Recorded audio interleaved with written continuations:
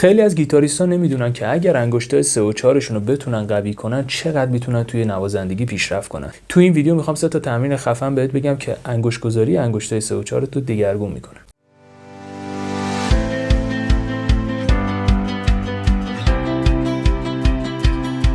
دوست عزیز، این یکی که روی صفحه ظاهر شده لینک ویدیو قبلی منه که توش 3 تا ریتم 2/4 رو بهت یاد دادم. حتما اون ویدیو رو تماشا کن. رفیق لطفاً اگر هنوز کانال رو سابسکرایب نکردی کانال رو سابسکرایب کن و زنگوله کانال رو هم فعال بکن. بریم یه توضیح خیلی سریع بدیم راجع به انگشتای 3 و 4. بدن ما جوری طراحی شده، ما انگشتای 1، 2 و 3 مون عصب‌هاشون به این نقطه از دست ما ختم میشه. ببینید یعنی من وقتی انگشت 1، 2 و 3 مام تکون میدم، میبینید این ناحیه از دستم میلرزه، یعنی که عصب اینها به این نقطه از دست ما میرسه. ولی انگشت 4م عصبش این ناحیه هستش، یعنی این قسمت کناری دست ما، عضله‌ای که هستش، این انگشت عصبش به این عضله ربط داره. یعنی ما زمانی که مثلا انگشت 4مون رو خم میکنیم میبینید انگشت 3 هم خم میشه. انگشت 3مون که از اعصابش بسته به همین عضله.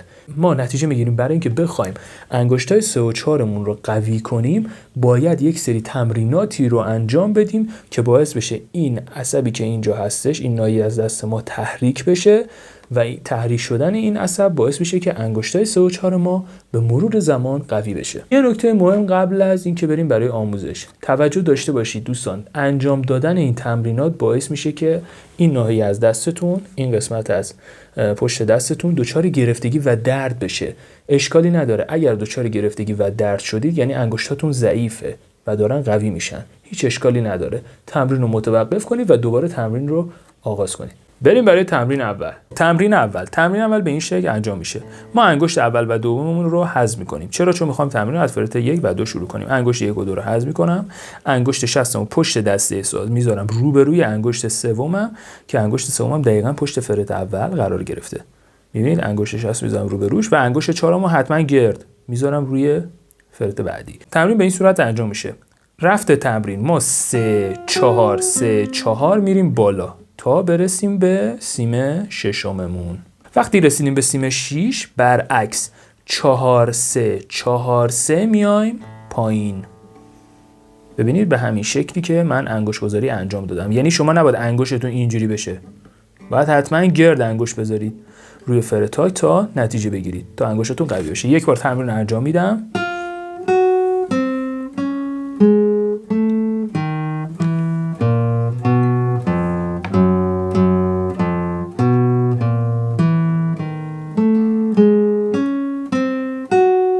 به همین شکل تمرین رو انجام میدید. خیلی با سرعت پایین شروع میکنید، آروم آروم سرعت انجام تمرین رو بالا میبرید.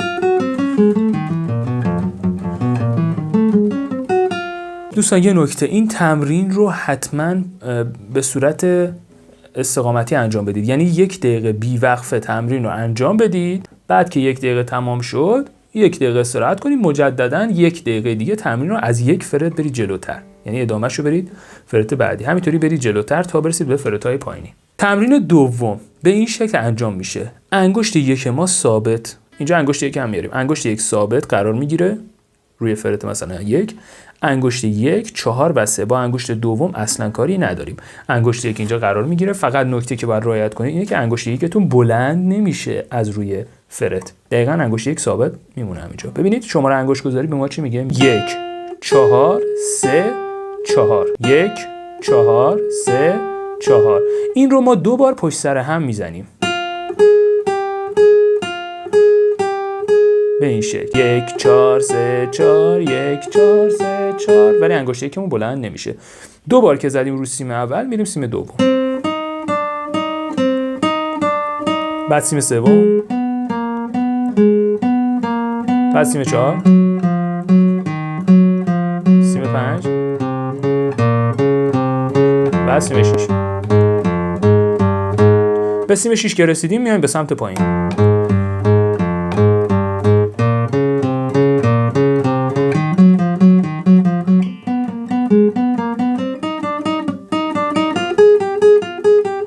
وقتی که رسیدیم به سیم اول 1 فرد میایم جلو، ادامه تمرین رو در فرت‌های جلویی به همون شکل انجام میدیم. دوباره به بالا میریم، برمیگردیم پایین، مجددا یک فرد جلو. این تمرین هم مثل تمرین قبلی به صورت استقامتی انجام میدیم. تمرین سومی تکنیک اسلاید هم درش قرار داره. به این شکل ما با انگشت چهارم فقط کار داریم، اینجا با انگشت سه هم کار نداریم. انگشت چهارم اینجا من قرار میدم دقیقاً پشت فرد یک. ببینید یک بار به سیم ضربه میزنم، اسلاید میکنم به فرد بعدی و برمیگردم. بعد میام سیم دوم، بعد سیم سوم، بعد سیم 4، همینجوری تا سیم 6. سیم 6 دوباره باز رو به پایین برمیگردم.